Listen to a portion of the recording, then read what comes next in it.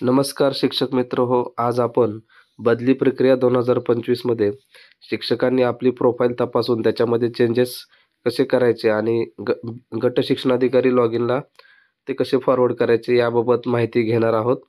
तर याकरता आपल्याला गुगल क्रोम किंवा कोणत्याही एका ब्राउझरवरती गेल्यानंतर आपल्याला OTT.MahaRDD ही आपली वेबसाईट आहे, त्याला तुम्ही सर्च केलं तरी चालेल आणि मग पहिली वेबसाईट येते त्याला आपण क्लिक करायचं.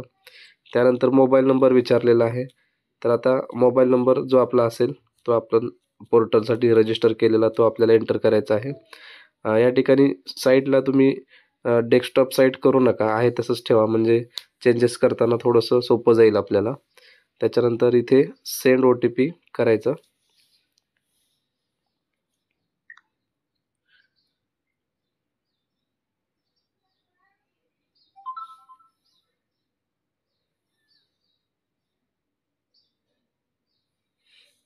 आता आपल्याला OTP आलेला आहे, तो OTP आपण या ठिकाणी टाकून घेऊया.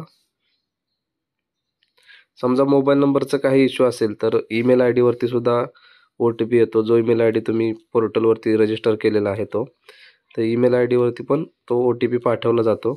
तुम्ही तिथूनही तो OTP घेऊ शकता. तर आता आपलं लॉग इन झालेलं आहे. आता ही माहिती सगळी इंग्लिशमध्ये दिसते. जर मराठीमध्ये तुम्हाला बघायचं असेल तर तुम्ही मराठीला या ठिकाणी क्लिक करू शकता. आता या ठिकाणी बरेचसे काही मुद्दे आहेत. तर एक जो आपल्याला शिक्षकांसाठीचा जो आहे, शिक्षकांचे प्रोफाईल गट शिक्षणाधिकाऱ्यांकडे प्रस्तुत करणे 2 मार्च ते 9 मार्च असं त्या टाइम टेबल दिलेलं आहे आणि ॲक्शन इन प्रोसेस म्हणजे सध्या ही प्रक्रिया सुरू आहे. तर आता प्रोफाईल कुठे पाहायची, तर आपल्याला या ठिकाणी डाव्या कोपऱ्यामध्ये तीन तीन डॅश दिसत आहेत, त्याला आपण क्लिक करूया आणि त्याच्यामध्ये मग प्रोफाईलला आपण क्लिक करायचं. प्रोफाईलला क्लिक केल्यानंतर आपल्याला आपली वैयक्तिक माहिती या ठिकाणी दिसते. या ठिकाणी आय बटन आहे, त्याला आपण जर क्लिक केलं तर आपल्याला त्या ह्याच्याबद्दल सगळी माहिती सांगितली जाते की ही शिक्षकांच्या वैयक्तिक माहितीमध्ये कुठलेही बदल करता येणार नाहीत. ही माहिती शालार्थ पोर्टलमधून घेतलेली आहे आणि तुमच्या गट शिक्षणाधिकाऱ्यांकडून पडताळून घेतलेली आहे. त्यामुळे संपूर्ण बदली प्रक्रियेमध्ये या माहितीत कोणीही बदल करू शकणार नाही असं या ठिकाणी म्हटले. म्हणजे समजा जन्मतारीख, मोबाईल नंबर, आता बऱ्याच जणांचा मोबाईल नंबरचा इश्यू आहे, त्यांना नंबर चेंज करायचे आहेत, पण सध्या इथे तो एडिटचा ऑप्शन आपल्याला दिसत नाही आहे आणि ती सुविधा सध्या तरी सुरू नाही आहे. कदाचित ते शिक्षणाधिकारी किंवा CO लॉग इनला ती सुविधा देतील असं वाटतंय, पण सध्या तरी नाही आहे. त्याच्यामुळे ही जी पहिली माहिती आहे, वैयक्तिक माहिती, ह्याच्यामध्ये कोणतेही चेंजेस होणार नाहीत. आता खाली गेल्यानंतर पुढे जा असं जर किंवा नेक्स्ट बटन आहे, त्याला आपण क्लिक करायचं आणि मग ही आपली सगळी नोकरीची माहिती आहे. याच्यामध्ये तुम्हाला चेंजेस करता येईल. आता समजा डेट बदलायची असेल, आता समजा आपल्याला आता ही शेवटची जी डेट आहे ही मला चेंज करायची असेल, तर मी तिथे जो हिरव्या रंगाची टिक आहे त्या टिकला क्लिक करायचं आणि मग सुधारित तारीख जी आहे, आता या ठिकाणी तारीख टाकताना इथे जे कॅलेंडरसारखं चिन्ह दिसतं त्या कॅलेंडरला तुम्हाला क्लिक करायला लागेल आणि मग त्या ठिकाणी जी अपेक्षित तारीख तुम्हाला आहे ती तारीख तुम्ही त्या ठिकाणी टाकू शकता. आधी वर्ष निवडायचं, मग महिना आणि मग तारीख, अशा प्रकारे टाकल्यानंतर त्या ठिकाणी ती तारीख येते आणि मग तुम्ही याला सेव्ह करू शकता. आणि सगळ्यात महत्त्वाचं बघा, या ठिकाणी सुद्धा एक आय बटन दिलं, त्याला आपण क्लिक केलं तर त्याच्यामध्ये अशी माहिती दिलेली आहे की शिक्षक त्यांच्या नोकरीच्या तपशिलामध्ये एकदाच बदल करू शकतील. या माहितीमध्ये बदल करावयाची संधी शिक्षकास परत मिळणार नाही.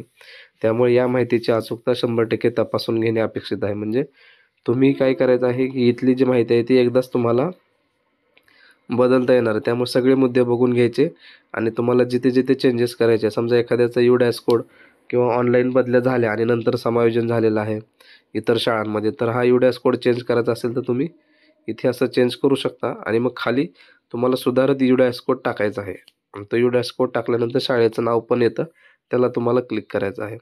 तर अशा प्रकारे ज्या बाबींमध्ये तुम्हाला चेंजेस करायचे आहे ते तुम्ही या ठिकाणी टाकू शकतात. किंवा काही जणांना एक एक शेवटचा ऑप्शन इथे आणखी एक येतो की तुम्ही सलग 10 वर्षापेक्षा जास्त सोप्या क्षेत्रामध्ये काम केलं आहे का, म्हणजे नॉन डिफिकल्ट एरियामध्ये तुम्ही सलग 10 वर्षापेक्षा जास्त आहात का, तर तिथे तुम्हाला येस करायचं आहे.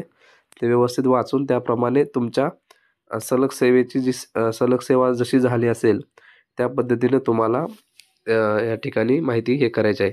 तर तुम्ही इथे हे सेव्ह करू शकता. प्रोफाईल सेव्ह झालेलं आहे. आता हे इथं सेव्ह झालं म्हणजेच ते पुढे गेलं असं नाही, तर परत इथे पुढे जा असं नावाचं ऑप्शन आहे. या ठिकाणी सगळी प्रोफाईल आपल्याला पुन्हा एकदा पाहता येते. पाहून झाल्यानंतर जेव्हा तुम्ही खाली जाता, तेव्हा या ठिकाणी सबमिट नावाचं बटन आहे. आता जेव्हा तुम्ही या सबमिटला क्लिक करता, तेव्हा एक ओ-टी-पी पुन्हा एकदा मोबाईलवरती येतो आणि तो ओ-टी-पी टाकल्यानंतर आपली प्रोफाईल ही आपल्याकडून पूर्णतः सबमिट होते आणि पुढे गट शिक्षणाधिकारी लॉग इन यांना ती व्हेरिफाय करण्यासाठी जाते. आणि मग आपण जे चेंजेस केले त्या चेंजेसनुसार आपल्याकडे जे पुरावे आहेत ते पुराव्यासहित गट शिक्षणाधिकारी कार्यालय यांच्याशी संपर्क साधून ते जे चेंजेस आहेत ते अप्रूव्ह करून घ्यायचे आहेत. तर अशा प्रकारे आपल्याला आपले जे प्रोफाईल आहे ते प्रोफाईल आपल्याला या ठिकाणी अपडेट आणि सबमिट करता येईल. यामध्ये जर तुम्हाला काही अडचण येत असेल तर तुम्ही मला नक्की विचारू शकता. धन्यवाद.